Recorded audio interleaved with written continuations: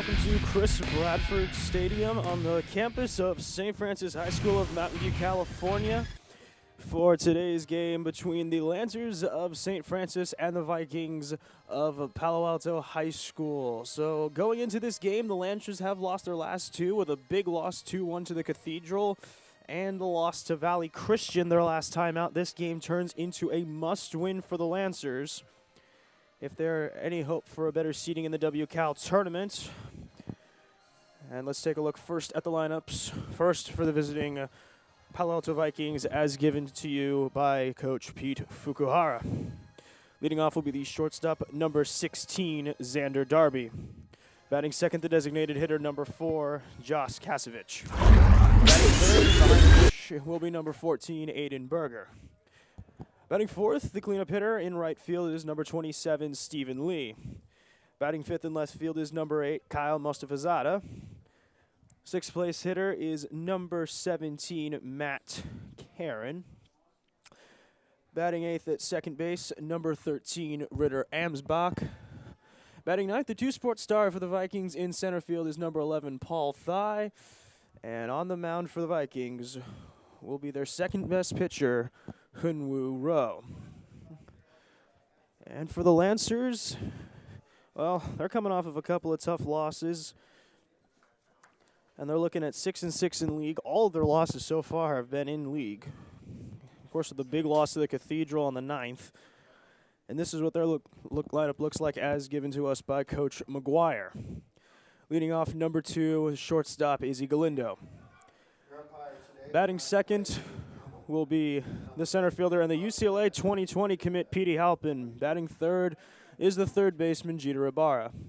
Cleaning it up all for the Lancers is the designated hitter, number 9, Elijah Ricks. Batting fifth, the left fielder, number 3, Michael Leahy. Sixth, and be doing the catching today, number 20, Zach Tajero. Batting seventh, this is your second baseman, number 11, Cole Dunn.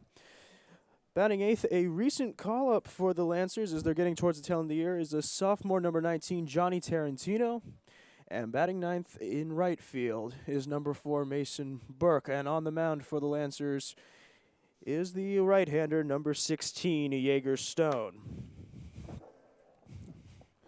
So we are just waiting for the Lancers to take the field. But first, let's take a look at the Palo Alto Vikings. Under Coach Pete Fukuhara, the Vikings are one of the best teams in the SCVAL Dianza League and have qualified for the SC playoffs already, as they are in 4th place, 6-4 in league, 11-6 overall, right behind Wilcox, Los Gatos, and the Storming Eagles of Los Altos, 18-1 overall and 10-1 in league. It's very impressive. Of course, a couple of guys to look out for. Joshua Kasevich, their second place hitter, is already committed to Oregon State. He's going to be heading up to Corvallis. And here's his three lines so far: 419, 500, 511. That's from left to right. Batting average, on base percentage, and slugging. That is ridiculous, even for this. Along with him, Aiden Berger, Karen, and Rowe have been doing it up. And on the pitching side of things, besides Kasevich and Rowe, who's starting today, Dean Casey has an ERA of 1.19 in 30 innings pitched. Last year, the Vikes actually ended up losing to Los Gatos in the opening round of the CCS Open Tourney. And their remaining games: home against Burlingame on the 20th, game against Saratoga on the 26th, going to Bel Mateo area against Carmont on the 27th, game against Los Altos, and then a game against San Benito Hollister High School. So, Tajero throws it down, and we are ready, as Xander Darby is going to dig in against Jaeger Stone. And this, in all honesty, the last tune-up game before playoffs for both schools. The Lancers are going to go to Stockton, play 2 games against Lincoln High School of Stockton at the University of the Pacific, and then host their own tournament. I'll get to that in a little bit. And here we go. Stone looking in. First pitch of the game is a foul, almost straight back. First pitch exactly at 6 o'clock. Darby coming into the game, 20 hits and 56 plate appearances for a batting average of .357. 17 games played. That one is hit out to right, and a nice diving catch out there by Mason Burke for the first out of the game. Well, that was ridiculously quick. I couldn't even finish doing my stats on him. So Kasevich going to be digging in, and well, as I was talking earlier, now he's up to 409. 409 average, 18 for 44, 4 doubles, 8 RBIs. And he has just been tearing up the league. 500 OPP, 500 slugging, OPS of 1. And as I was saying, as he takes that first fastball for a strike, Kasevich is huge. They have him listed at 6'2", 190, and I think he's closer to about 6'3", 200 as the 1-0. Kasevich rolls it over. Ibarra stays back, plenty of time, fires onto first for the second out. So up comes Aiden Berger. Berger behind the dish today. He is a sophomore, batting .372, 4 doubles.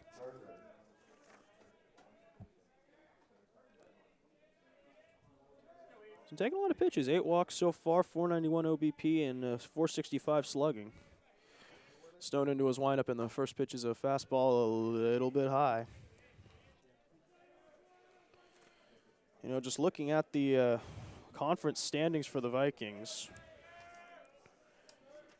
you know, they've just had a bit of bad luck. I mean, 6-4, but with, you know, Los Altos just doing so well, as that is lined, but is caught at first base. Nice play from the sophomore Tarantino. That's an L1. So at the end of one inning, or I should say the first half of the first inning, it is going to be Palo Alto 0, St. Francis coming up. Bottom of the first inning for the Lancers, it will be Izzy Galindo, Petey Halpin, and Jeter Ibarra. And they'll be facing the right-handed Hunwoo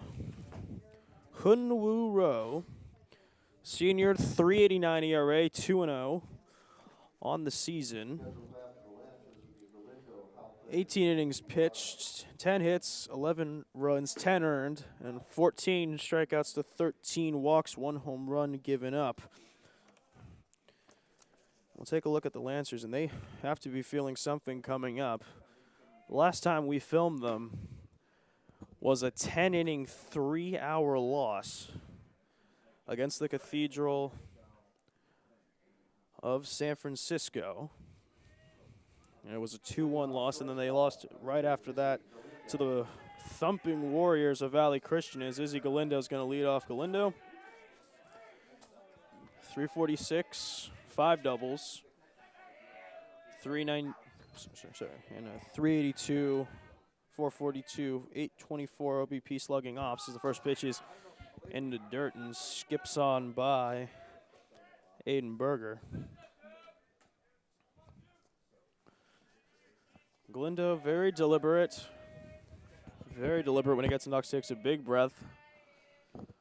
Rolls the bat high over his head as the second pitch is a fastball poured in there by Rowe for a strike.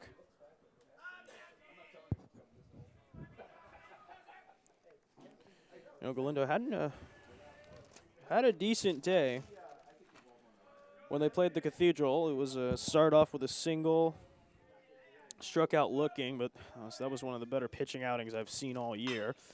As Galindo is going to shoot that into right field, and that's going to bounce away for an easy single for one of the table setters for the Lancers. And now we're going to move on to Petey Halpin. Halpin, as I've mentioned already committed to UCLA.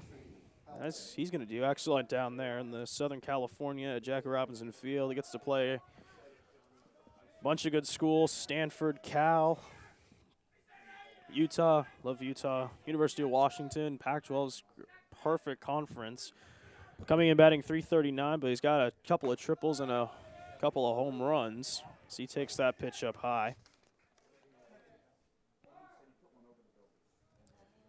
Halpin's played 18 games. It was OPS of 969. If anyone's wondering if that's good, that's insane in high school. That's insane in the pros. It's the second pitch. Halpin hits that, but right at short. Flip over to second one. Relay back to first. Gets away. But nicely backed up there by Berger. So write that as fielder's choice, 6-4. So 1 on, 1 out for Jeter Ibarra. Third baseman, number 13, Jeter Ibarra. Ibarra's, he had the error that led to the loss against the Cathedral. He booted it as he takes that pitch for a strike.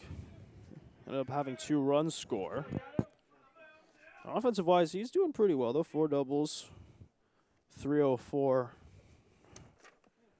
batting average, 724 OPS. The 0-1 is a curveball. Ooh, looked a little high, but all the strike by the home plate umpire. So Ibarra.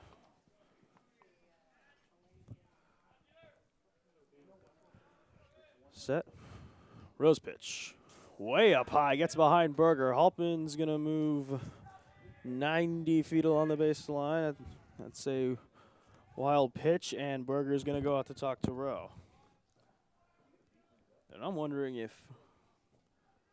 Berger was expecting something a little softer and ended up getting crossed up on that. I mean, he jumped like he didn't expect it to be that high.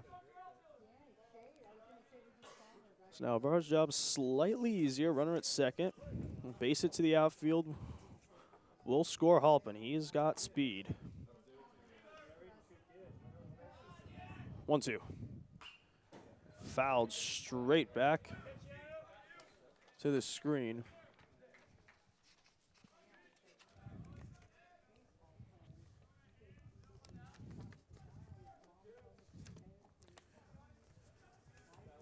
Barr just trying to get the first run of the game for the Lancers against a very good Palo Alto team. Fastball hit right back to the pitcher. Halpin's going to be stuck in the rundown. Here we go. Third, second, pitcher. Halpin's tagged. Oh, ball's out. The ball's out. He's safe. Halpin's going to end up at third. Head first slide. He's in. And Ibarra's going to be tagged out.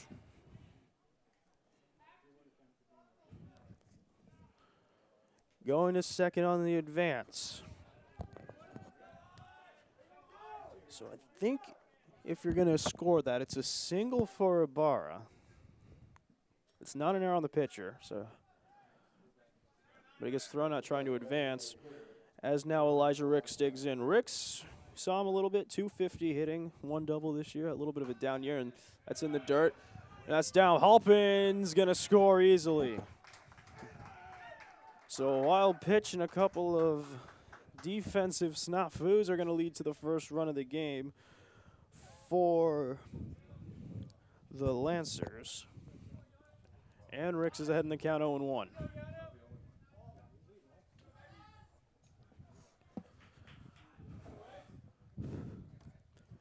And Ricks, for all his average woes, he's still doing well. OPS of 664 as he takes that a little low.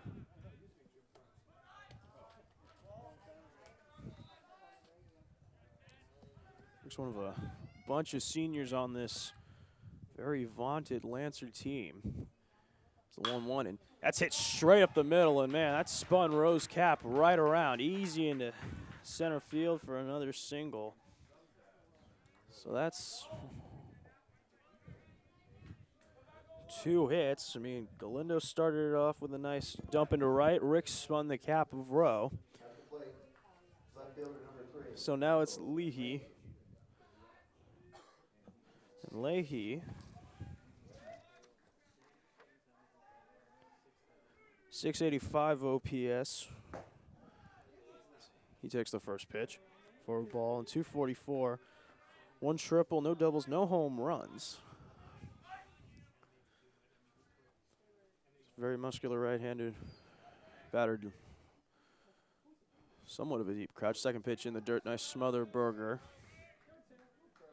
Rick's going nowhere. Rick's has got some speed. Only one stolen base this year. Surprising the leader, Leahy and Galindo. So Leahy fouls that off to the right and over the Viking dugout. The dugouts are actually kind of cool. They're brick. They're this giant brick edifice, and then they've got an open top net right behind, so any foul balls are going to go straight into the dugout if you hit them high enough. Pitch, yeah, it's up and away. Monroe's been missing up a lot. I'm going to start this game. That could be a sign of worry.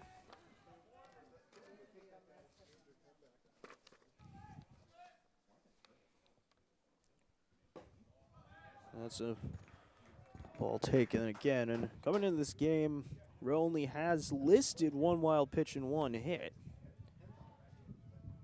One balk, 8 stolen bases, so Lancers can probably run against him. And now Berger calls time, and so Leahy walks to Jarrow coming up. And the Viking pitching coach going out to try to calm Rowe down. And I think it might have been that single of Rick's right up the middle.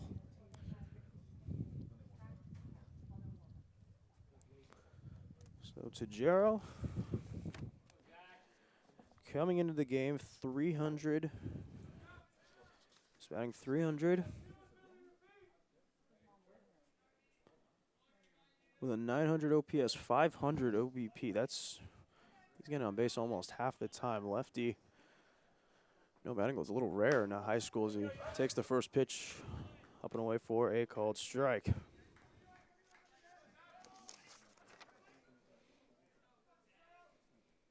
Tajiro and Galindo, the only 2 listed catchers, and Galindo plays more infield than catcher, so Tajiro's been played in the squad almost the entire season as Tajiro takes that at about face level for a ball. And Rowe is still missing up. Well, if he gets into trouble, we got a little bit of a deep bullpen. I mean, Dean Casey and Ben Estrada. For certain, most likely we will see them later if Rowe struggles. Pitch, knee-high, excellent fastball. For a strike, so 0-2 with 2 outs. Tajiro trying to extend the inning.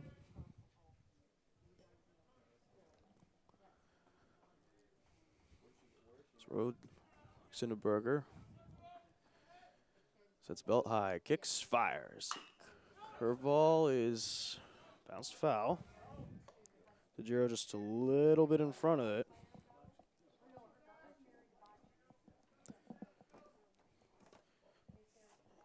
Tajiro's pretty good year, 2 doubles. Looks like he can absolutely pound the ball. I mean, when your Lancer team has 23 doubles on the year, I mean, everyone's going to have. And the leader right now is Galindo with 5, Barra with 4, and then Porter with 3. A bunch of guys at 2 and a bunch at 1. Tajiro's stepped down. He's back in. He's ready. Rose sets. 1-2. That's fouled straight back. And well, how this this is one of the more interesting backstops I've ever had to film with.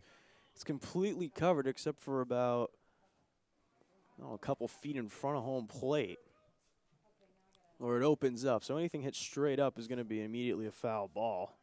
But if anything slightly out in front and reached for, it could actually land on top of the netting. As 1-2's in is a curveball, and it gets behind Berger, and everyone's moving up 90 feet. Rowe a little late to cover, but even with the speed of Ricks, he's going nowhere towards home plate. So second and third with 2 outs. Now for Tajiro with a 2-2 count. Rowe sixth batter of the inning, and he's had a bunch of deep counts. The pitch is a fastball hit. Second, fired onto first in time for the out of the inning, but 2 hits, an error, and a lead to a run at the end of one completed. Lancers 1, Vikings nothing. Stephen Lee, Kyle Mostafazada, and Matthew Karen are going to be the 3 facing Jaegerstone in the top of the second. Lancers already on top 1-0 by benefit of a Galindo single, a Halpin fielder's choice. Galindo forced it second. Ibarra hit a comebacker, and then Halpin ended up getting a third, and then a wild pitch scored him.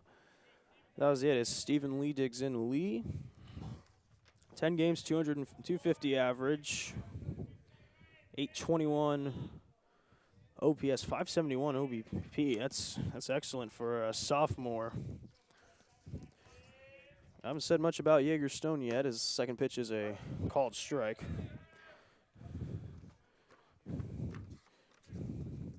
Stone, senior, 286 ERA, 2-0, 7 appearances,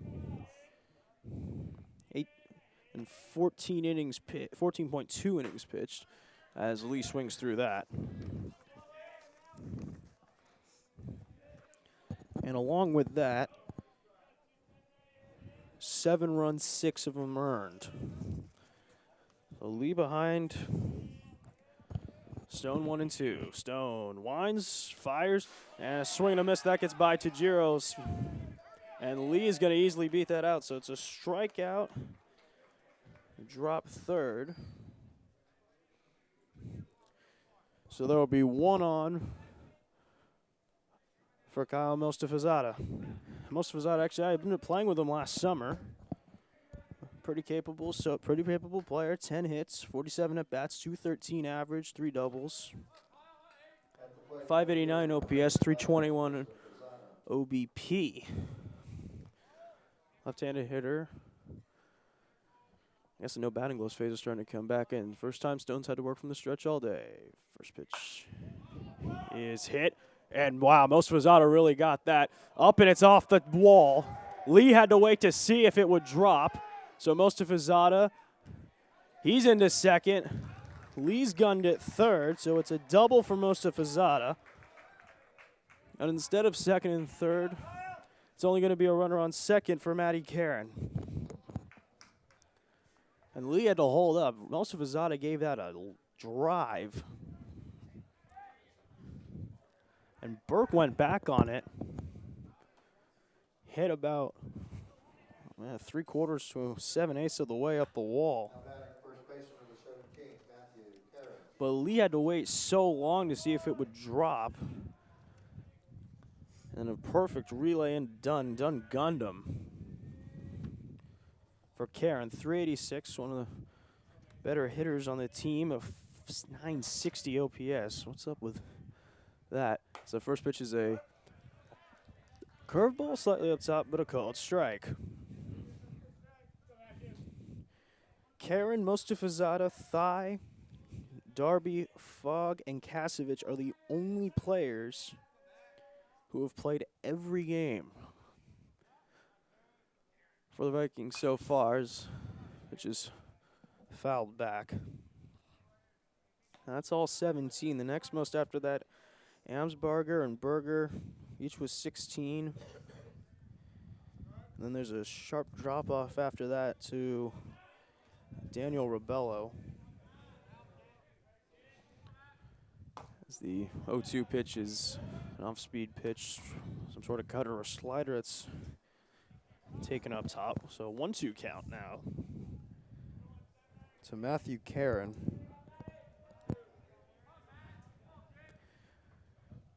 Karen right-handed. Slight crouch in the stance. It's just a high fastball fouled straight back to the screen. And Karen only a sophomore, and he's already tearing it up. Give him about another 2 years, and he might be another example of a Petey Halpin or someone along those terms. Maybe even the, I'm trying to remember though, there's a freshman over at a Santa Cruz High It's doing as well as a pitch curveball. Hit to third. Ibarra, nice look back, tries to backdoor. So Karen's gonna beat that back. It's an infield single for Karen. And now Tyler Fogg. Fogg, a senior, 167 on the year. Bit of a slow year. 1 triple, though, 4 RBIs, 5 hits, and 30 ABs. 475 OPS. Nothing super senior. Fogg, lefty, slightly open stance. As a bluff to second by Stone.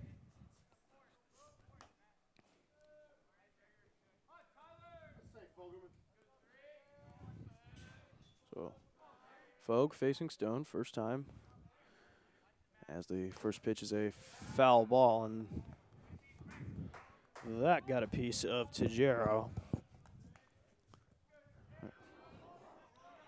Right off of the glove side shoulder, and as a catcher myself, I can tell you that's not a good feeling when you get drilled straight on. Stone's been going a lot of fastballs and setting up his curveball nicely today. As the second pitch is a changeup, and that was beautiful. Swung right through. Fogg looking for the faster stuff and didn't get it. So he's behind 0-2.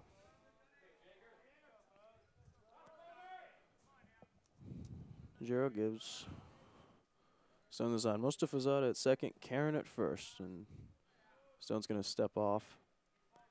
And he wants Tajero to go through the signs again.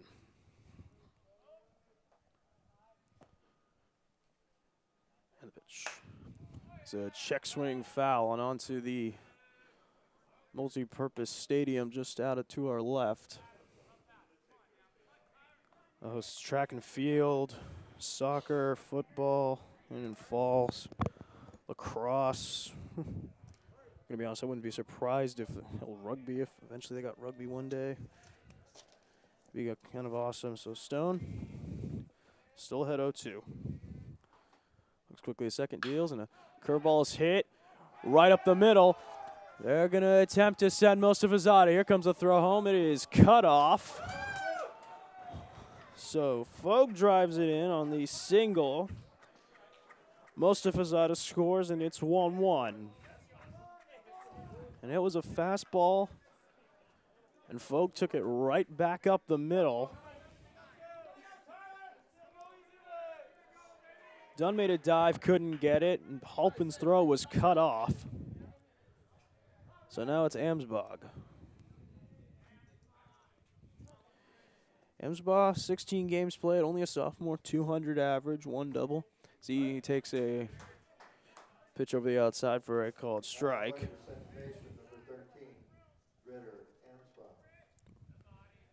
523 OPS. Getting on base about a third of the time, well, 3/10 of the time, I should say. And a third of the time. He's not having a 333 OBP. That's awesome if he is. Pitches in the dirt. Nice smother. Here's the throw to third, and that gets away from Ibarra, but I think past that. An excellent smother by Tajero, but then it trickled just enough. And Karen moved on to third. Fogg to second on that play. The throw been on target from Tajero. He might have had a shot, but the throw was off the base towards the shortstop side. If it had been to the third base side, that could have easily been another run, possibly 2. So Stone trying to work out of this is running fastball or cutter roofs off the plate for ball 2.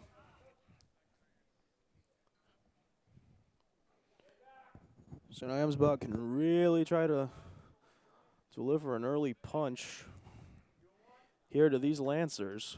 And coming off of 2 very tough losses to the Valley Christian Warriors, who are just demolishing. As that pitching gets behind,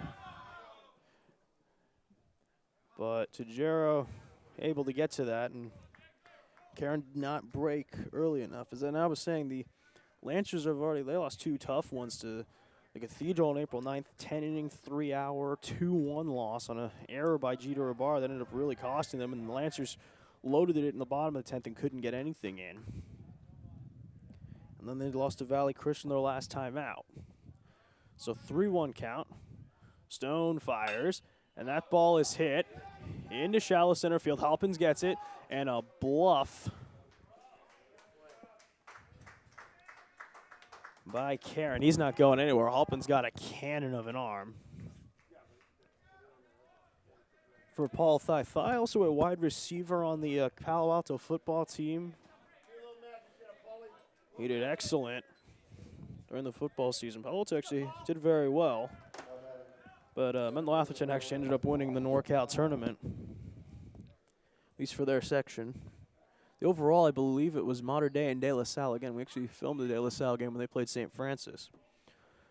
Back to baseball. Thigh, 191 coming into the year as he takes a fastball on the outside for a called strike. 519 OPS, so he's not batting horrendously. Best you can get for an OPS is 5. That's 4 slugging. It's basically a home run every time up and an OBP of 1. You're getting on base every time. Thigh with the left knee slightly cocked in as a Stone curveball is outside for a ball. So 1-1 to Paul Thigh. The Vikings after this, they've got some of an easy schedule. Burlingame, Saratoga, Carlmont. The only tough one's going to be against Los Altos on the 3rd of May. As soon as another pitch is poured over from knees for a strike. Another game's going along the SCVAL and the WCAL today. Saratoga is facing Gunn. Fremont's at Cupertino. St. Ignatius is at Homestead. Actually, another SCVAL De Anza and WCAL mix-up. Lowell High School of San Francisco is facing Archbishop Riordan. Wow, an excellent catch out in right field. Another one by Mason Burke. That's 2 this game. And that strands any opportunity for the Vikings to get any sort of offense going. At the end of 1.5, it's Vikings 1, Lancers 1.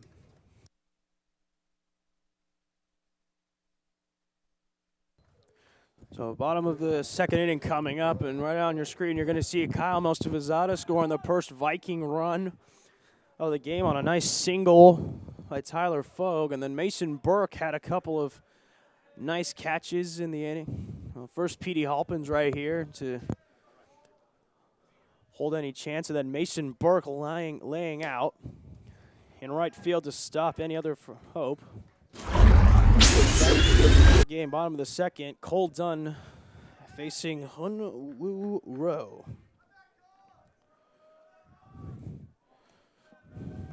Dunn is having okay years. He takes that pitch for a strike. Done so far 188 in 16 games, 32 plate appearances. 454 OPS. As the pitch is curveball waved at for strike 2. Anyway, as I was saying before the inning ended, a couple of interesting games going on today. So we first of all, of course, Homestead playing St. Ignatius in another WCAL De Anza League matchup. Lowell playing Riordan. As the 1-2 is another curveball swing and a miss. Gets behind Dunn, going to first, strong throw. And it pulls Karen off the bag. So another strikeout and another drop third. So Dunn's reaching. So in steps Johnny Tarantino. Tarantino was a sophomore just called up from the junior varsity squad, possibly in preparation for the Elite 8 tournament that starts on the 23rd of April. First 2 games, Washington High School of Fremont and Monte Vista. Danville is a strike taken there by Tarantino. And nightcap is Bishop O'Dowd playing Casa Grande. The next day, California High School of San Ramon and Wilcox, and then Paraclete and St. Francis are going to square off as Tarantino squares to bunt. Rowe pick off a little high. And anyway, in other news for the WCAL, Frontier High and Sarah and Davis, the Blue Devils, and the Midi Monarchs going at it in the Boris Classic right now. And the Mission High School of San Francisco and Valley Christian today, as Tarantino takes a strike and a back pick nowhere. And the Cathedral's also up in the Boris Classic.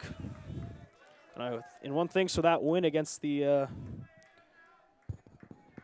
Lancers. That's actually going to help them a lot. So 0-2, Tarantino with the green light, and he punches that into left field, and Mostafazada lets it drop. So a nice little punch single for Tarantino, his first hit of the varsity level. Save that baseball for him, please. So now up to Mason Burke. Burke's had a couple of pretty good plays, a diving catch last inning, and in the second inning, he actually managed to gun Stephen Lee at third. He had to go back on a ball, hit about 7/8 of the way up the wall, and then a really strong throw into Cole Dunn. Lee was gunned at third, and that actually ended up saving the Lancers a little bit, that much. And that's a perfect bunt. Burke won. So Rowe ended up getting that 1-3 sacrifice for Galindo. Galindo singled last time up in the bottom of the first. And a single here would most likely drive in two.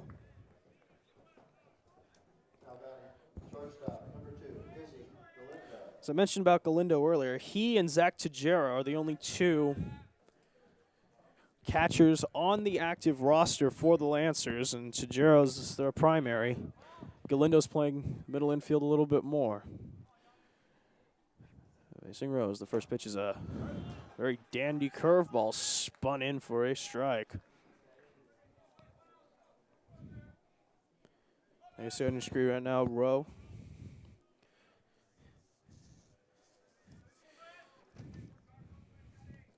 The senior 5'11", 155, facing Galindo. Second time through the order. And the pitch, and Galindo squares the butt, and wow, he kept that in, just in. And the throw from Burke looked like it pulled Karen off the bag, but the first base umpire said he kept the foot on, so Galindo is out. And now Halpin grounded into a fielder's choice last time. Did Halpin, the UCLA commit. And when we filmed the game against De La Salle, he actually was going. He's actually facing another UCLA commit. So after a quick umpires conference, they do say no, he's still out. So one out, Halpin up. And St. Francis with a win and a Bellarmine loss, they would probably move ahead of Bellarmine, as the first pitch is another curveball. And we've seen that. We saw this against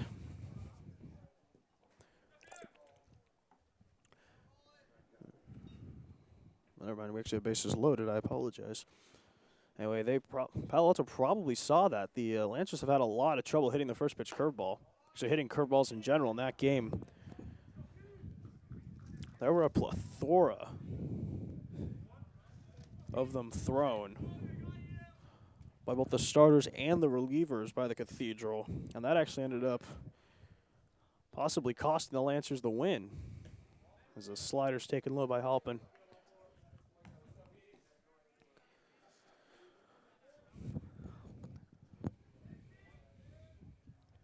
Halpin, a junior, last year was a sophomore, one of the only sophomore starters on the whole Lancer staff.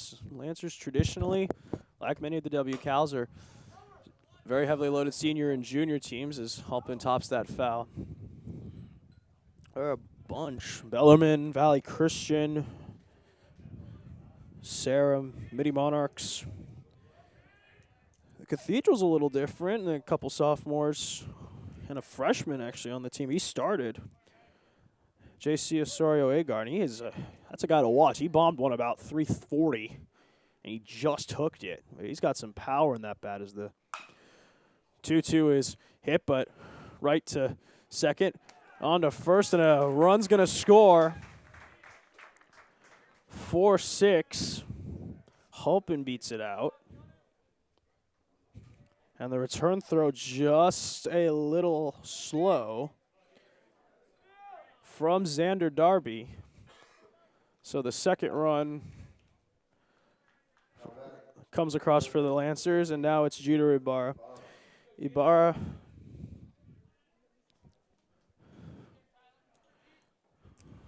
was on base last time and then gunned out at second. And he's batting with the corners. Ibarra, ground ball, easy play at second. Arms ball over to Karen for the out. And that's the end of the second. But another run in on a Halpin fielder's choice that scores Tarantino. The end of 2, it is Lancers 2, Vikings 1. And it's the top 3 for the Vikings. Darby, Kasevich, and Berger against Jaeger Stone. Line scores are actually kind of ugly right now if you are a baseball fan. We're getting to the later parts of the season. It's for the Vikings 1 run, 2 hits, 2 errors. For the Lancers, 2 runs, 4 hits, 1 error. This is the kind of baseball you expect to see early on in January and February at a couple of 4-year schools. And I've seen it. Santa Clara played the Fighting Irish of Notre Dame a couple of years ago, and there was 8 errors minimum. I digress. Darby flew out to right last time on an excellent play from Burke, and he watches a changeup for a first pitch strike. There are a bunch of people in attendance. I've already seen a scout from De Anza College in Cupertino, and the part of the Coast Conference is another changeup is waved at by Darby over top for strike 2. Xander Darby, a sophomore, 6'2", 180. Also a pitcher. And Stone's 1-2 is a fastball hit. Slowly done. Charging. Throw on to first, and that's easy put away. So now Kasevich. Kasevich grounded out to third last time. He's definitely the best hitter with only 4 doubles. No home runs yet, but we asked in the language of baseball scouts, he is your prototype corner infielder, 6'2", 190. And he's already committed to Oregon State. I'd love to go play at Oregon State someday. Really nice field, black turf. It's the pitch is a curveball just up and away. Vikings wearing their away forest green with the forest green pinstripe and gray pants. Lancers, on the other hand, in their home whites, the chocolate script Lancers that's a line shot, but a nice play out at second by Cole Dunn. That's an L4. Kasevich hit that on a line, and Dunn had to slide to catch it. Coming to the plate, catcher number 14, Aiden Berger. So 2 outs for Berger, Aiden Berger. 5'11", 170, sophomore catcher. They don't have that many catchers on this team listed. Berger's the only listed one on their roster so far. His first pitch taken up and away. And I'm going to say this much. There's probably a couple other guys who can catch, but I definitely saw at least one more.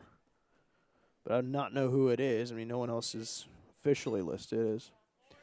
Stone's 1-0 pitches a curveball, and Berger swung right through that, trying to launch one out onto the hospital drive. Where the stadium is placed, you got the PAMF hospital over left, and then the row of doctor houses and practicing clinics as the fastball's taken low by Berger. Basically stretching from about center field at the 370 marker along the right side.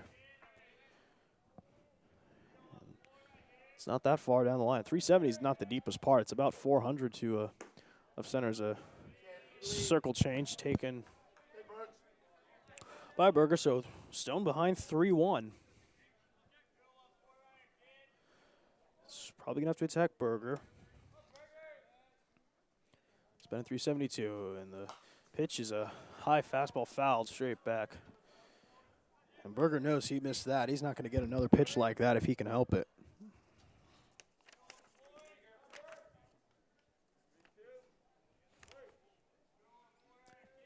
Even with your 956 OPS, my friend, 491 OBP, Stone's not going to throw another one like that on the 3-2. And well, he throws another fastball, but it's high and away. Berger works the walk.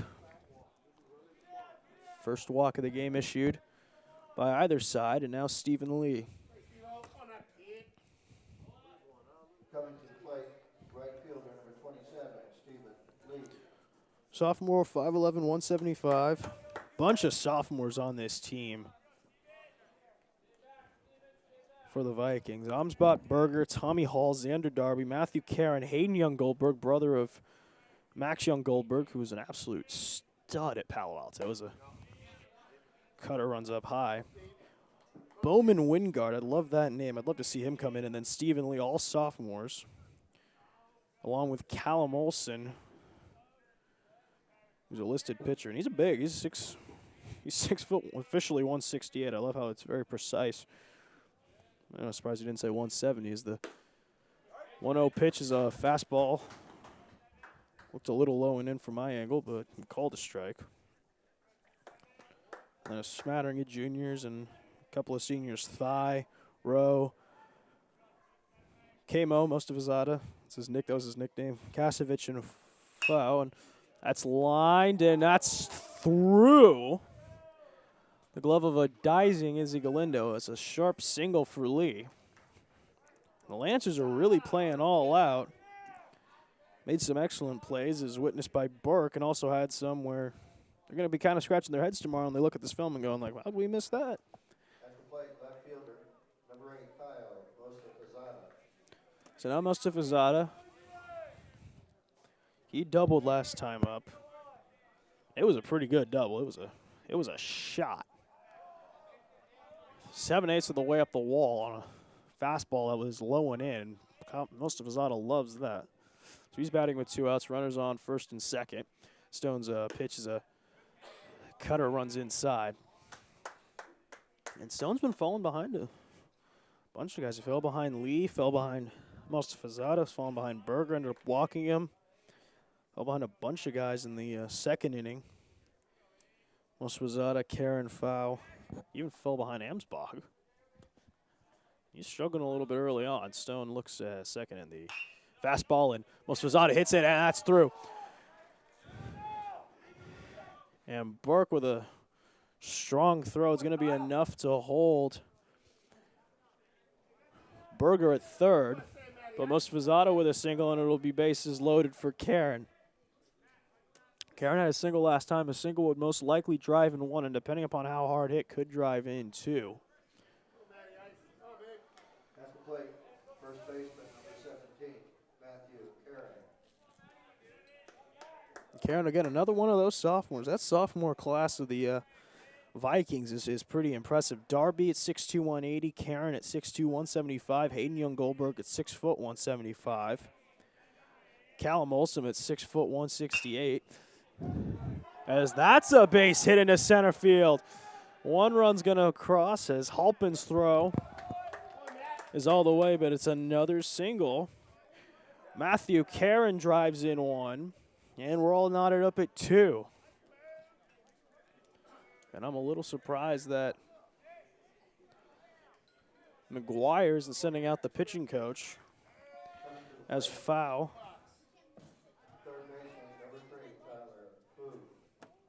My mistake, Fu.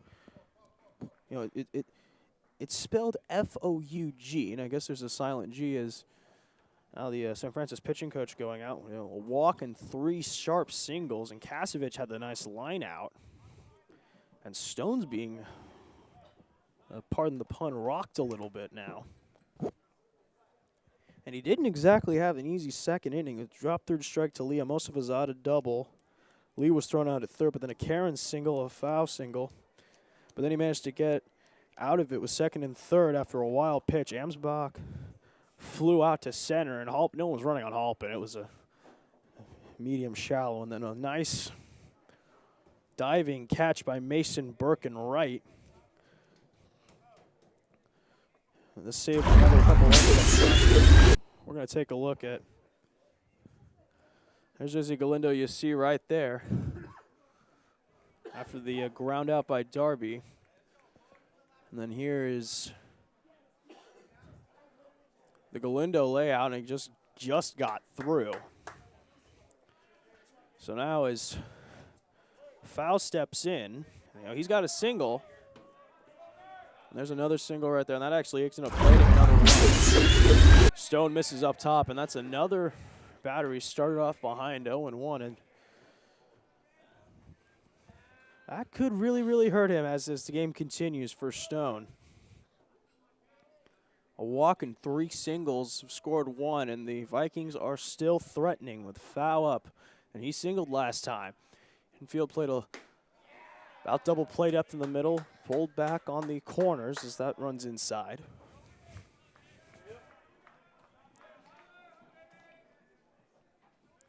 Foul, one of the pretty good size continuous seniors, along with Thyra, Mustafazadeh, and Kasevich, and then 2 guys we haven't seen so far, Robbins and Rebello. 2-0 Stone. And wow, he got a little lucky on that. It was a fastball running away to the left-handed Foul, and Foul fouled it off towards the Lancer dressing room. There are a bunch of guys on this team. About half of them, actually, for the Vikings don't wear batting gloves. Mustafazadeh doesn't. Foul doesn't. I've seen at least a couple other guys as there's action in the Lancer bullpen, and they know that Stone's not going to last too much longer at this race. Curveball's taken up top without 3-0, and this gets in. That could be signaling the end of the night for Stone. There'll be 2 walks and 3 singles and 2 runs in. Stone's 3-1. And that's up top, ball 4. So 2 walks and 3 singles have plated the second run of the inning. And the Vikings now lead at 3-2.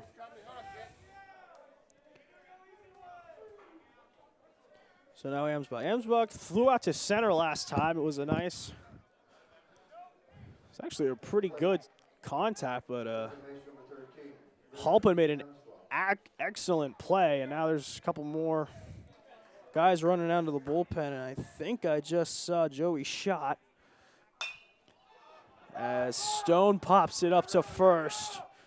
Tarantino has plenty of room, secures it for the 3rd out. But not before 3 singles and 2 walks. Played a pair, and the Vikings on top at the end of 2.5, 3-2. Well, as we're waiting for the top 3 in this order, Ricks, Leahy, and Tajiro. We're going to take a look at some of the highlights from last inning as you see a sharp single that plated the tying run for the Vikings. And then Stone ends up walking in another run with a foul walk to make it 3-2 as Rowe back on the hill for his 3rd inning of work. And I really wish I had a play-by-play partner, because right now it totally turned over like they do with the SF Giants. Is now back for the play-by-play, and here is John Miller, but he's not here, which kind of sucks. I digress. So Elijah Ricks, last time up for him, he singled. And it was a sharp single. He spun Rowe's cap all the way around his head. The cap should have been pointing backwards, actually, on his next pitch. That was a very sharp single by Ricks. As the first pitch is a fastball a little low and away and gets to the backstop. Ricks is actually from Pacifica, California. He led Pacifica American to San Bernardino when he was 12. Well, they ended up falling. They could have qualified for the League World Series, but Ricks is a very able player. And upside to come here is fastball taken low and in. I'm a little surprised that Jay Serra didn't get him. Jay Serra's almost literally right up the road from Pacifica. It's a very good school. especially in basketball. It's the 1-1, and Ricks is on top of that. Hit out to short. He's going to have to get rid of that quickly, and just in time to get the speedy Ricks. Excellent play by Darby. For Mike Leahy. Leahy walked last time. Now batting left fielder number 3, Michael Leahy. And Leahy at least coming into today. Batting 244 with a triple. And a 685 OPS as he takes a pitch for a ball. Everyone on that Lancer team wearing the high stirrups, the 3-banded brown and white stirrups. As there's action in the St. Francis bullpen, I'll try to figure out who that is as the second pitch is up and in for a strike. And it looks like it might be William Campbell warming up down there. We saw him in the game against the Cathedral, and he did fairly well. It's the 1-1-2. Leahy is fouled right off the glove of Berger into the backstop. So row ahead, 1-2. 3 runs, 5 hits, 2 errors for the Vikings. 2 runs, 4 hits, and an error for the Lancers. It's not been the cleanest of games as the 1-2 is a curveball and hit again to Darby. Darby with the quick release. Just in time to get Leahy for the second out. So up steps Zach Tajero. Tajero, the catcher, he ended the first, grounding out to second. But batting pretty solidly, 300. And in the WCAL, if you can hit anything above about 250, that's excellent. They've got a bunch of guys this year who are doing that for the Lancers. Galindo at 346, Porter 341. Leon at 333. I'm going to kind of give him a little bit of break. He hasn't batted that much. Joe Barr at 304. Halpin 339. Tajero 300. Ball taken right there. And even Kai Pagano, 226 in 13 games, but he's only had officially 31 plate appearances. Very capable Lancer team. Currently sitting in 5th. Will be facing Bellarmine if the season ends today. And that pitch is almost in the dirt, and Tajero swung and just got a piece of that. If the season ended today, first-round matchups, Valley Christian against Archbishop Riordan, but that's almost a given. Seraph would face St. Ignatius, Mitty would face the Cathedral, and then Bellarmine would face St. Francis at College Park in San Jose. It's a very small stadium out there at Bellarmine as a curveball runs high. It's right behind the JV football field, and the Caltrain station is literally right down the street. It's a very compact ballpark, but very easy to hit one. All I have to really do is golf one, not like St. Francis, where you actually have to put a bit of a charge into one. As a fastball taken low by Tajero. And the Cathedral doesn't even have a home field. They play at a couple different places. Play at USF Spendetti Field. It's a very beautiful ballpark nestled in the campus of USF. Got a giant net out on the left. You really have to throw that up top as a fastball taken up top. Tajero for a strike, 3-2. And Mitty's got a nice field. Valley Christian's got a nice field. And I'm talking like I know all these fields, and I haven't played most of them. I will say this, though. They're very, very well cared for, especially Valley Christians. 3-2 pitch incoming. And that's strike 3 called. Tajero can't be happy with that, but it's a strikeout looking. Rowe, after getting rocked a little bit in the first 2, seems to have settled into a groove. At the end of 3, it's 3-2 Viking.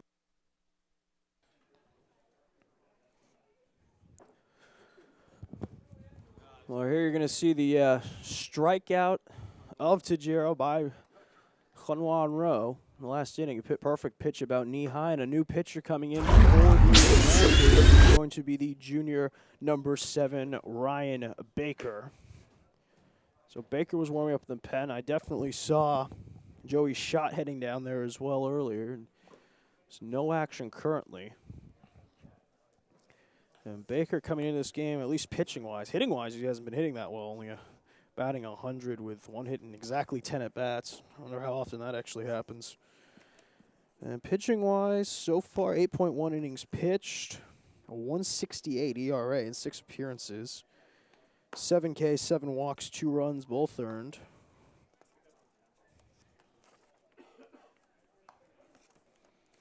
So Baker will be facing a Thigh, and then the top 2 in the order, Darby and Kasevich. And the Vikings up 3-2 on a walk to Berger, 3 singles, Lee, Mustafazada, and Karen, and then a walk to foul. And that ended up driving in their 2 runs. So Baker against Thigh. Thigh, his last time up, flew out to right on an excellent play by Mason Burke. Actually ended the big threat for the Vikings in the first. They had the bases loaded. It's the first pitch to Thigh is grounded to short. Galindo fires on to first just in time to get the speedy Thigh. Thigh playing a wide receiver position when he's playing football for the Vikings, and he's very quick, very agile when he plays that. And now back to the top of the order, and Xander Darby. Darby flew out to right to start the game, and then grounded out to second his last time up. He's 0 for 2. Big lefty wearing the tweener stirrups. Don't know many guys that do that, as the first pitch to him from Baker is down low for a ball. Baker, 8.1 innings pitched, 6 appearances, so he's been a consistent reliever, especially as a junior. As the Lancers have a bunch of pitchers this year too, just in terms of guys who have gone in. I mean, besides Baker's, he's now had 1 and 2. They've had just about everybody on the roster at some point seemingly has gone in. Baker, Campbell, Stone, Kashyap. I haven't actually seen him pitch all year. Shin and Joey Shaw, team ERA of 1.38. That's excellent for them. 2-2 pitch. Curveball hit and dumped into right field. Darby's first hit of the evening. There's a 1-out punch hit, and that's going to bring up Kasevich. Kasevich lined out to second, and that was an excellent play by Cole Dunn. Saved that from being a possible double. And Kasevich grounded out to Ibarra on his first time up. And the Oregon State, the Beaver commit, steps in third at bat, facing the junior Baker. With 1 on. Baker with a high set, and the curveball breaks back in as the throw down on the steal by Darby. Just late and just wide, so stolen base for Darby, and the pitch was a ball, so Baker is going to be behind, and Kasevich can attempt to extend the Viking lead. Big righty, almost straight up stance. His pitch to Baker is a fastball, and excellent location on the outer third, but called the ball by the home plate umpire. And DeGero asking the umpire and saying just a bit outside. Kasevich, DH, also pitches, an excellent pitcher in his own right. Very low ERA. ERA is 0.41, but what do you expect from a guy who's huge? 6'2", 190, probably can throw it about almost 90 as well. He's batting with he's still ahead in the count, 2-1. Baker. Gets the sign, takes a quick peek at Darby. And Kasevich felt like he was taking too long, so asked for time, granted by the home plate umpire. And Baker taking a long look. And Darby's got 7 stolen bases, and now 8 after that one. Here's the pitch. That's a ground ball hit, but right to Galindo. Easy throw into first for the out. Darby moves up to third. That throw gone wild. He's easily scoring, so 2 outs. Now for Lee. Lee last time up drilled a single, and he reached on a strikeout, so 1 for 2. Oh, my bad, Berger. I heard something thud behind us. No idea what that was. Berger, on the other hand, lined out to the pitcher in the first as he fouls that straight back. And then drew a walk his last time up, so 0 for 1.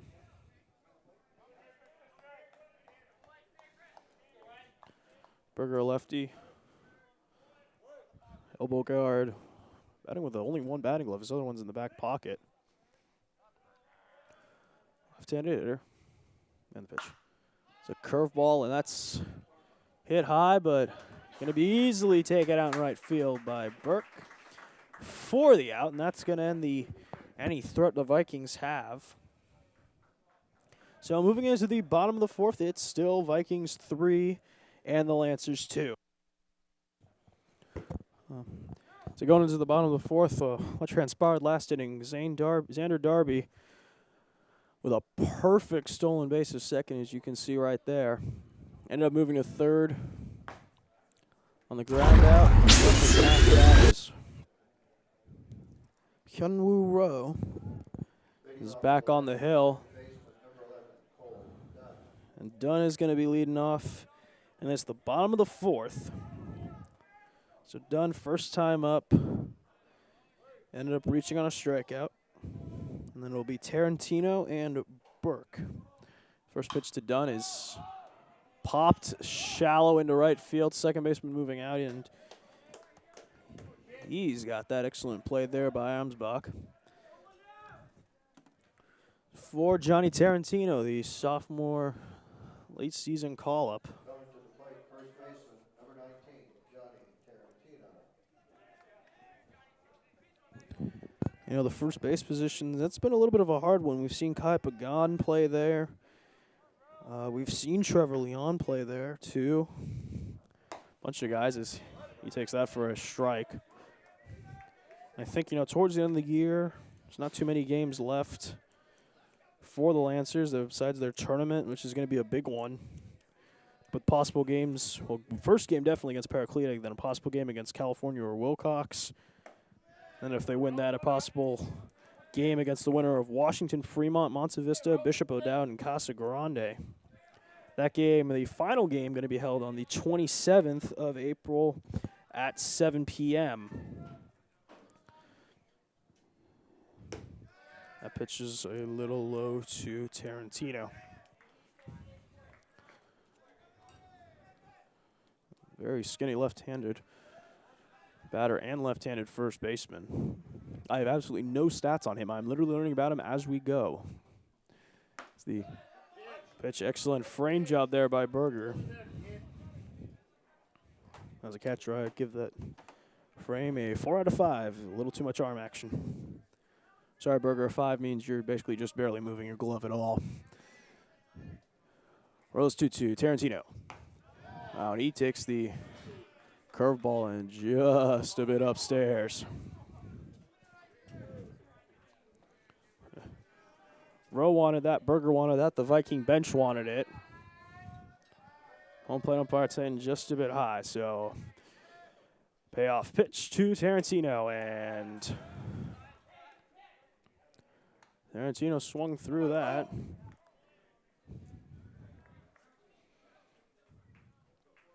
Second strikeout of the game for Rowe, and it's going to be up to Mason Burke. Burke, defensively, field day.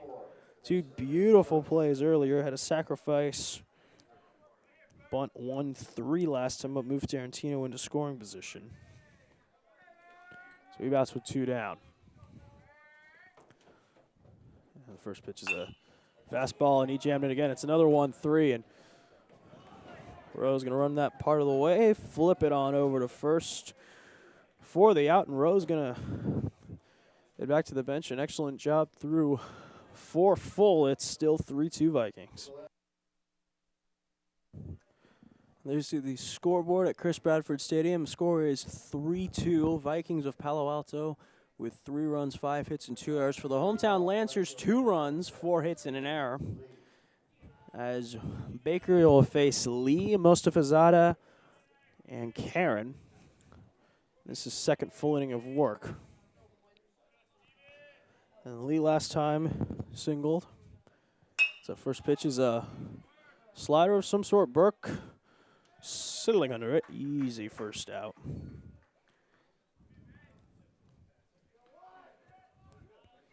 So Lee is 1 for 3 on the day so far, and that will be Mostafazada. Doubled his first time up, singled. All he needs is the home run and the triple for the cycle. Now that I've never filmed or actually ever seen. I've seen a guy get pretty close to the home run cycle. Solo shot, 2-run, 3-run grand slam. All he missed was the slam. They walked him intentionally. We're playing in Hayward. Actually a pretty small field. The fence was like 200 to right. Mostafazada takes a wide curveball. And I mean wide. It broke everywhere but down. Broke away, it broke up. Broke sideways. It's like that magic elevator in the Willy Wonka factory is. Mostafazada takes the second pitch also for a ball. Kyle Mostafazada, senior. Palo Alto High School. 5'11", 180 listed. Takes a fastball in the corner, and Mostafazada looking back. The umpire like, okay, I see you. That was wide to an extent. Really, Cape Elfield, when we played with him, is usually our right fielders. He hits a little squibber, and Burke's going to tag him out. Thought about flipping it to 1, but that actually ended up could have been hurting the team, and the first base umpire's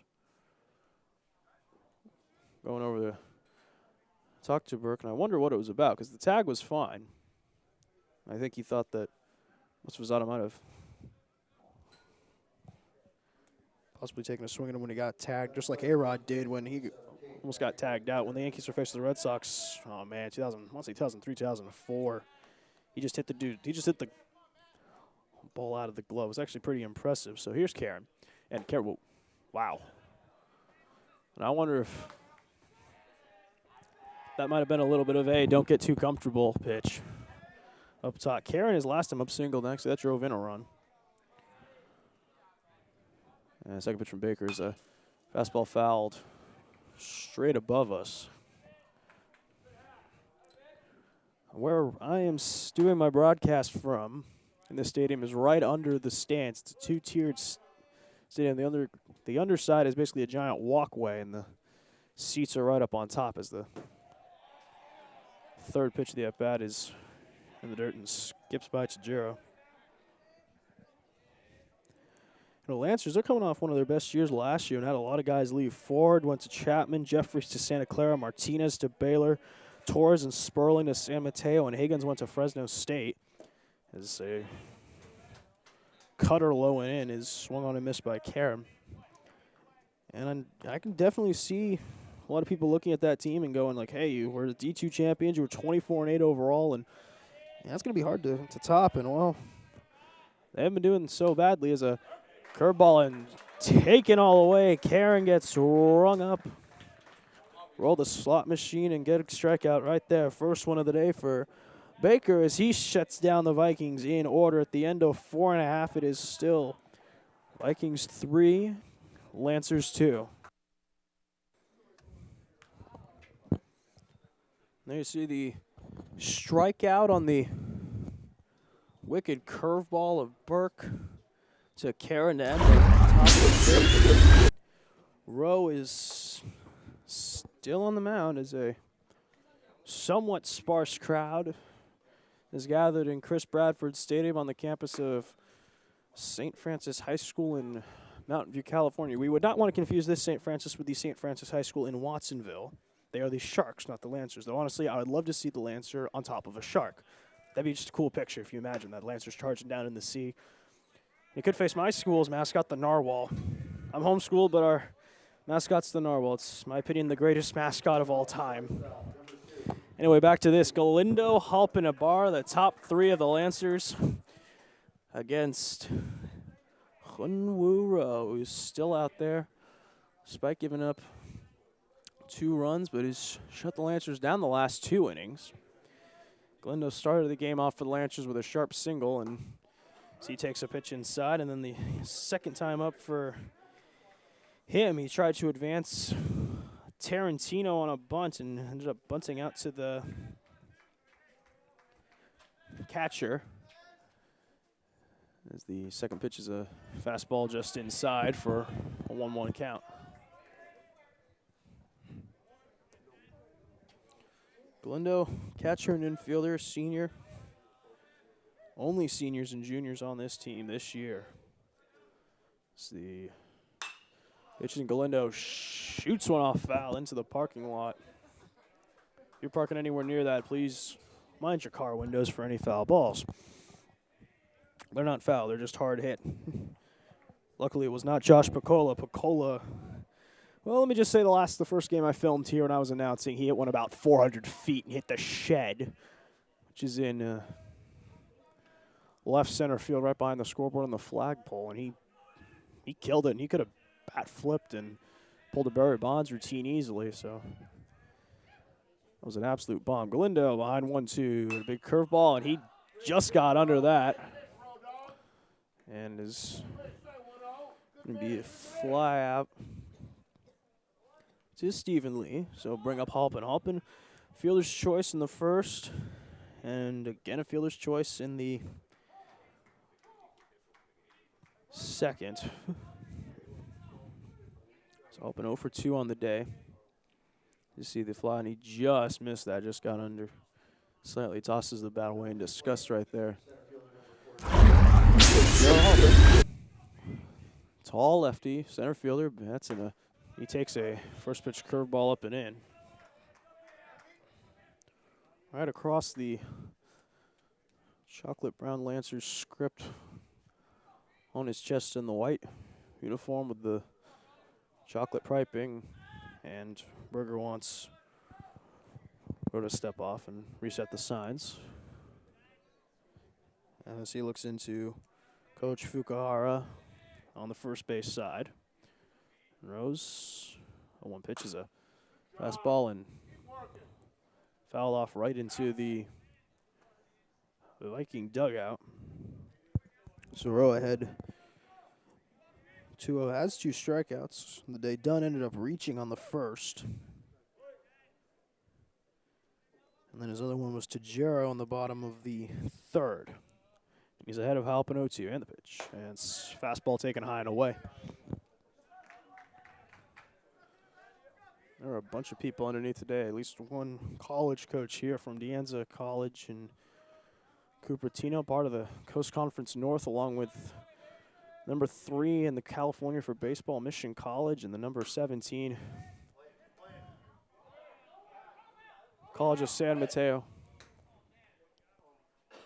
As Halpin fell that into the batter's box off his foot. As I was saying, along the Coast Conference North, you've got West Valley, the Vikings, and Valhalla, 500-seat stadium with an excellent view of the trees right behind. De Anza, CCSF in the north, and the south, Ohlone College, the Renegades, Cabrillo College, Kenyatta,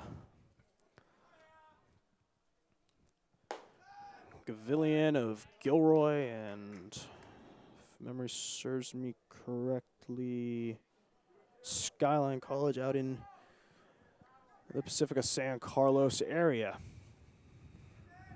Shout out to Coach Namiko's 400 career wins so far over there. As a 2-2 win, and Halpin, wow, missile ball foul just out in front on the curveball. And Halpin making Rowe work for this out.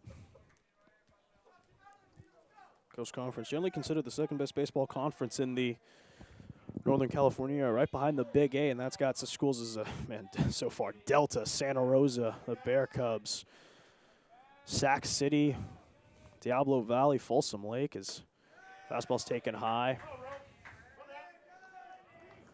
American River, the Consums River, a bunch of good schools out there. And then you head up north to the Golden Valley Conference, Butte College in Oroville, Feather River and Quincy, Siskiyou, the Redwoods. It's a beautiful area up there as the 3-2 pitch. And Halpin strikes out. Third strikeout of the day for the Viking right-hander. That was nasty. Halpin was all out in front of that. And here we're going to take a look at this. It was a straight fastball, and you see Halpin's looking like a corkscrew. Absolutely tied up. So Ibarra, I guess he reached on an error in the first. That's what they said. And Eckroll's hit to first, the 3 unassisted. So at the end of 5 full, as Rose shuts down the Lancers in order, the Vikings are still on top, 3-2. Foul, Amsbach and Thigh leading off in the top of the 6th for the Vikings of Palo Alto. As you can see some of the fans in attendance today at Chris Bradford Stadium. As Baker back on the mound, 3rd inning of work. And here to tell you about it is myself. I'm CJ Rulo. Hopefully doing well as a bunt attempt by Foul, and the back goes one way, Foul's going the other way. The ball's in the strike zone, and the umpire's calling that a strike. Foul drew a walk his last time up, forcing in the 2nd run, and they see back on one way, he's going the other. Pitch in the dirt from Baker Uzi, taken for a ball foul. This is a senior. Outfielder, second base listed, lefty with no batting gloves, swinging the big DeMarini Voodoo. Used to be a really good bat. It's a pitch from Baker just taken up top. The Voodoos, they used to be excellent. The Beezer bats were still out, and those things were just shy of literally being deadly. With a name like Voodoo, they sound deadly. That ball's roped into the gap. And he's going to get into second with a head-first dive as the ball was misplayed out and left by Leahy. So it's a single and an error. So now Amsbach going to come up. Ritter Amsbach, great first name, by the way. A bunch of great first names on this.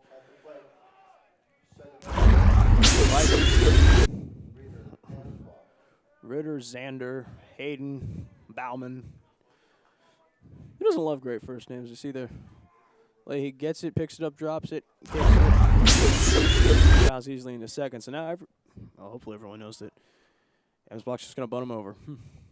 Or at least attempt to. Flew out to center. And popped out to third. That's a perfect bunt. The only play will be to first. So sacrifice 1-4. It's going to be Baker to Dunn for Paul Thigh.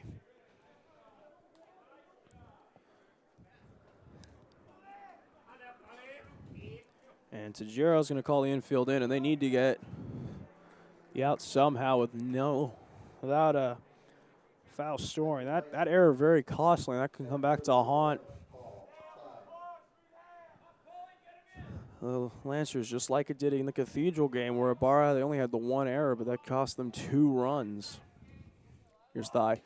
Thigh started button pulled back for a ball. Thigh so far this game, he's flown out to right and grounded out to the shortstop. Ground ball will be exactly what the Lancers need.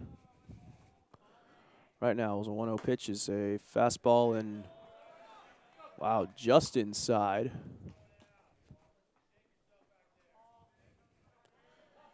The Lancer infield's not happy about that. There's foul to run on third, thigh at bat.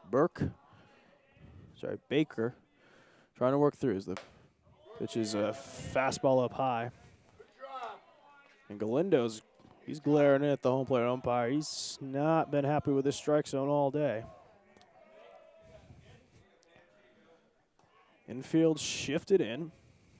Baker's 3-0. And that's the high strike. And I think that might have just been the umpire, because Thigh left almost as soon as that pitcher just crossed above the letters, almost shoulder high. Thigh took 2 steps and called back immediately. So 3-1. And Baker hits that out to left. Here comes the runner to the plate. That's an excellent throw, but it's going to be just late. Thigh with a fly out to left, drives in foul, and it's now 4-2 Vikings. Excellent sac fly. And now back to Darby.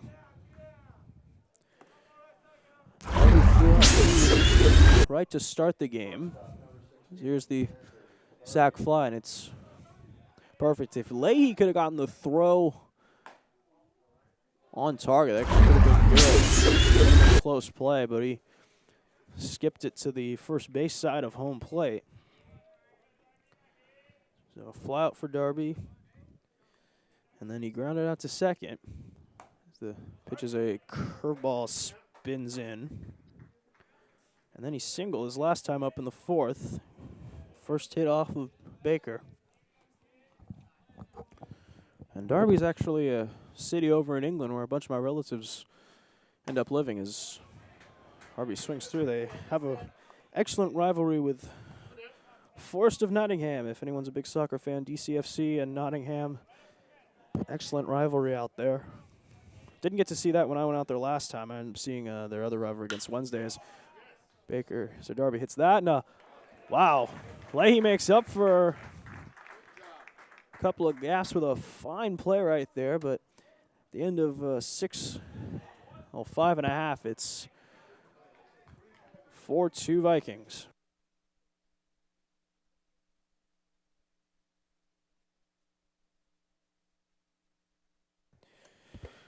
Bottom of the 6th, the Vikings up 4-2, and the reason they're only up 4-2 is because of this Paul Thigh sac fly out to Leahy, and the throw that just got away, and then Leahy immediately makes up for it with this. Zane Darby, it's a sinking line drive, and excellent diving catch out there. As at the bottom of the 6th, it'll be Ricks, Leahy, and Tajiro. Rowe still on the mound and has been absolutely dealing since the 4th. Didn't give any runs up in the 3rd, but the 3rd was still a little rocky. First pitch to Ricks. He takes a big curveball and it's flips in there for a strike inside. Ricks singled in the 1st. Ground out to short in the 3rd as the second pitch is a fastball, and Ricks pops that up, and easily going to be taken in there by Armsbach for the first out. As I was saying, for Ricks, he is now 1 for 3. Now it's going to be Leahy. Leahy walked in the 1st,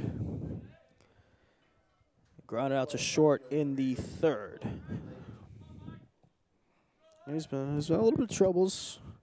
A couple of errors that have led to some runs as he takes a first pitch curveball.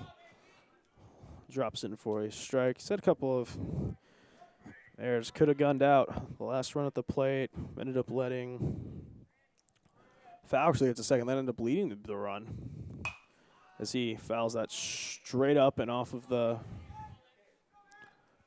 netting right over top of the batting area. One of the more interesting quirks here at Chris Bradford Stadium on St. Francis. Got the crazy netting, the football field right adjacent with the giant dressing rooms, the brick dugouts. All turf, multi-purpose fields. It's excellent. Fastball in the dirt from where I can't tell if there's any action going on in the Viking bullpen, but I'm assuming if Rao gets into any trouble, they're going to bring in the sophomore Dean Casey, the junior Dean Casey. Actually, I did arm strength with him over the fall. He's pretty good. As Leahy swung right through that curveball. Another strikeout.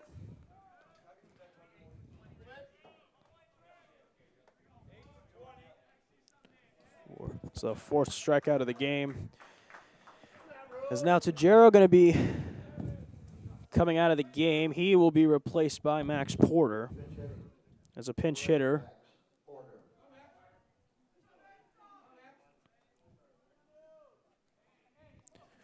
Porter, a junior, going to be one of the outfielders. Batting .341 as he takes a strike. 18 games played, 3 doubles, 896 OPS, 41 OBP. That's excellent. If you're getting on base almost half the time, any team will take you right there. It's the 0-1 pitch is a fastball, and he fouls that straight back to the net. So Rowe quickly ahead 0-2 with 2 down in the 6th inning. And Porter just trying to advance the inning. 0-2 pitch. Rowe as a running fastball outside.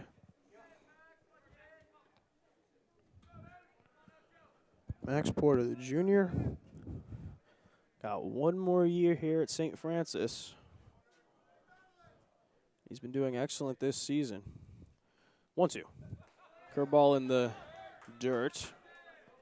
Easily taken. That's been Rowe's out pitch most of the night, the curveball. Most curveballs I've actually been seeing here. Pretty nasty, whether from Wankala Shin, who ended up getting a no decision against the Cathedral Fighting Irish. I've actually heard some scouts talking about it. Went to a Stanford game, was asking them what they thought about St. Francis, and they said, yeah, there's that pitcher Shin out there as Porter takes it on. He's got some lookers down there for certain. Stanford ended up beating UW in that game. It's a pretty good game, though. Saw a buddy of mine from up from Butte College, Connor Blair, hit a couple of absolute monster shots and definitely showed his power in that game. Porter fouls another one off, and he's making Rowe in this one. Of course, that UW team coached by Lindsey Meggs, used to be the head coach over at CSU Chico, part of the Wildcats. Played in the California State Athletic Conference, I believe, or CCAA, California College Athletic Association. As Porter actually gets into one. Mostafizada is right there. So at the end of 6 full, nothing's really happening. Still 4-2. Last chance for the Vikings to extend their lead in this, the top of the 7th and final inning. It'll be Kasevich, Berger, and Lee against Baker. Kasevich, so far, grounded out to 3rd in the 1st. Line out to 2nd in the 3rd, and ground out to short in the 4th. 0 for 3 so far.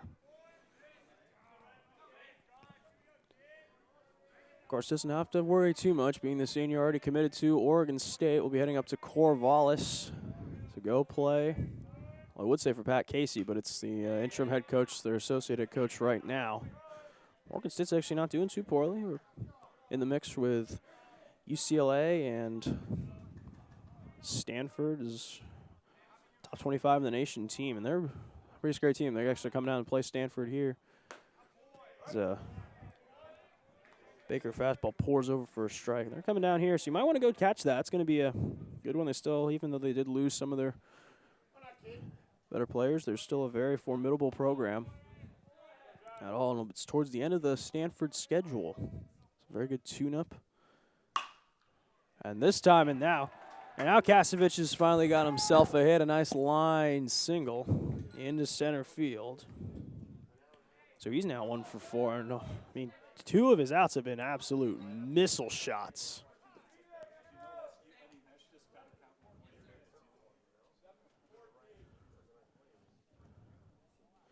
And it looks like we're going to get a pinch. So Austin Yu going to come in to pinch run for Kasevich at first.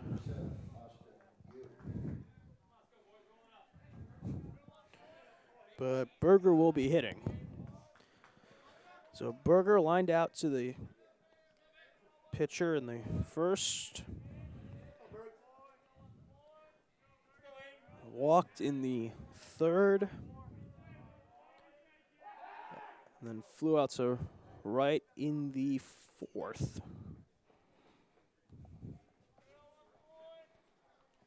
There's a quick pick from Baker over to make sure that you ain't stealing. Literally, you is not stealing. That pitch is hit, but right to second. Flipped one. Back door. First. 4-6-3. Treat that as done to Galindo to Tarantino. Very quick outs on one play. So now Stephen Lee reached on a strikeout in the second, singled in the third, and has flown out to right. So 1 for 3 on base twice as the first pitch is hit right at Galindo. Galindo gobbles that up, fires on to Tarantino for the out in a very quiet top of the 7th for the Vikings. Last chance for the Lancers in this, the 7th inning. Vikings 4, Lancers 2. Well, we evidently know where you are right now. It's the home of the Lancers of St. Francis, and they are currently trailing the Vikings of Palo Alto 2-4. Last chance for the Lancers as Martin Sanchez is going to be the pinch hitter in place of Cole Dunn, and then it'll be Tarantino and Burke.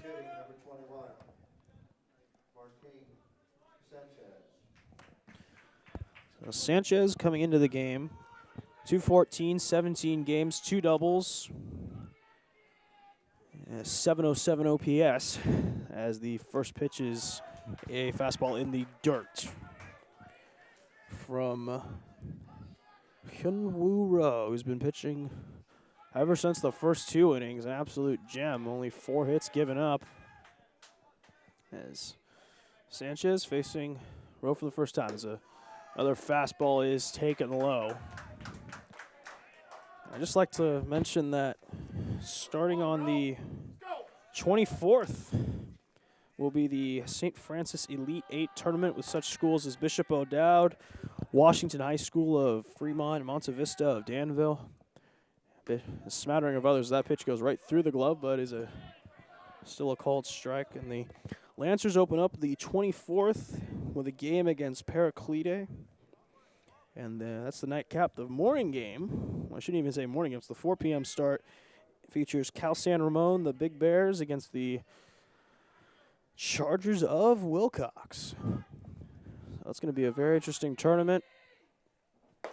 It's a 2-1 pitch sails way up high. And that's the last big tournament before the Lancers finish their WCal games against Mitty and St. Ignatius.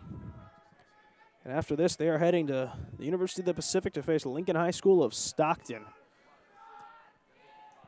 They're trying to get through this game first. It's a 3-1 pitch is up and in, ball 4. So Sanchez draws the walk. And there is some life for the Lancers.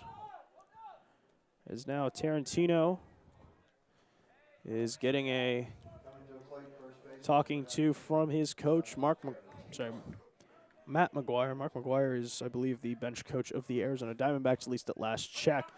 McGuire, though, this McGuire played for the University of Nevada, Reno, played originally here. 4 years, he was a Wolfpack man through and through. First pitch in the dirt, and only an excellent smother by Berger prevents that from getting the third run of the Lancers into scoring position. Right now for Johnny Tarantino. He singled in his first at bat, the bottom of the second, and then struck out swinging in the fourth. Sophomore call-up. Which is a fastball in the outside corner, and Berger somehow brought that back. I thought he was leaning a little too much, but home plate umpire apparently not impressed with my great commentary and going to call that a strike anyway. I have a great respect for umpires. I swear I used to umpire for a year. It was definitely opened your eyes a bit. If anyone wants to play baseball, definitely umpire for a year, and then you'll understand what they're going through. Tarantino swings through that. That guns. Well, Sanchez was going. Tarantino swung to protect. While Sanchez guns out. Burren, well, you're going to see the tag. He was out by a mile. Throw beat him with plenty to spare. So Tarantino going to have to hit without benefit of a base runner as the 1-2 pitch is inbound. And Tarantino looks at that for a called strike 3. Wow. So Lancers are down to their last out. And it's going to be Kevin Kamak batting for Mason Burke.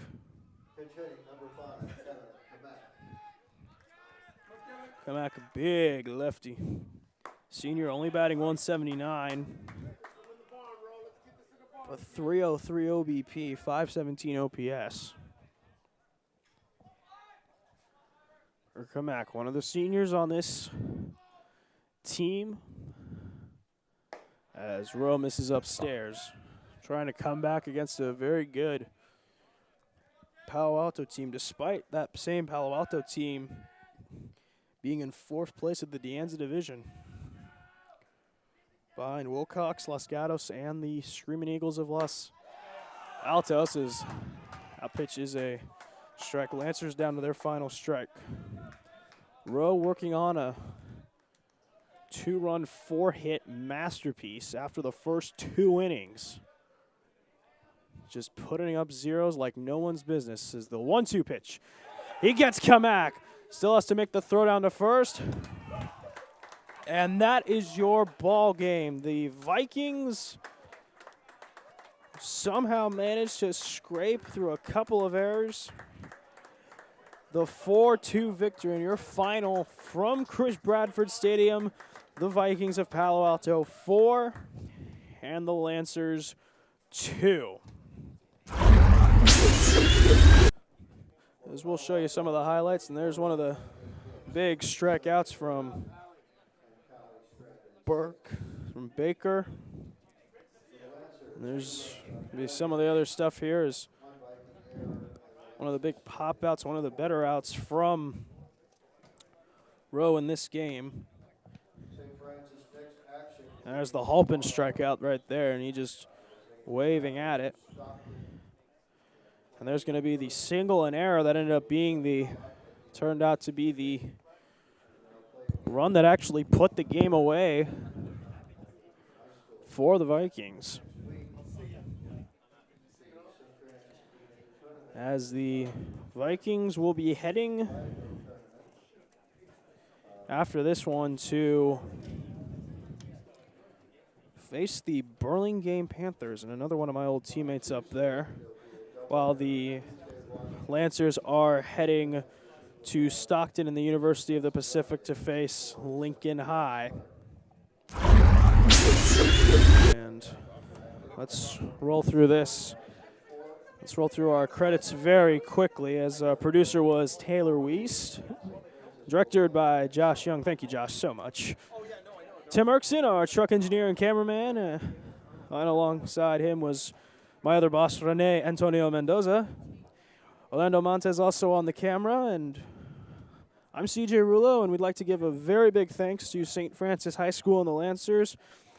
This has been a KMVT 15 2019 Sports Baseball Edition, and I am signing out and wishing you the best of luck. Our next scheduled broadcast will be this upcoming Monday when the Screaming Eagles of Los Altos take on the Rams of Willow Glen. And until then, I'd like to thank you.